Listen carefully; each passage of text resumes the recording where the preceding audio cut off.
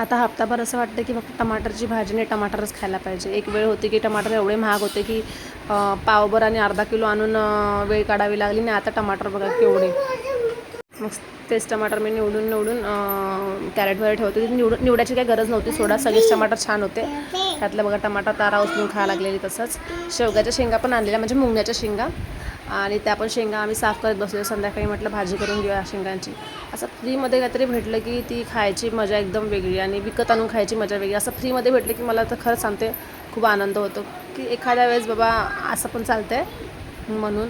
आणि तुझ्या पप्पांना किंवा शंकरदांना ऑफिसमधून काही ना काही असं भाजीचं मिळतच राहते, कारण ज्यांच्याकडे शेती वगैरे आहे ते त्यांना आणून देते. काहीतरी लागलं किंवा काहीतरी त्यांच्या शेतामध्ये पिकलं की ते खरंच आणून देतात आम्हाला.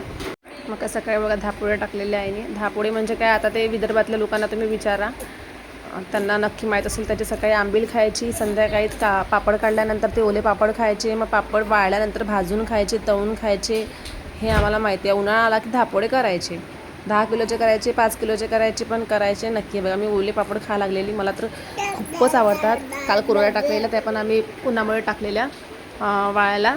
आता खाली आमची ध्रुव आणि तारा खेळत होते. चला बाय बाय.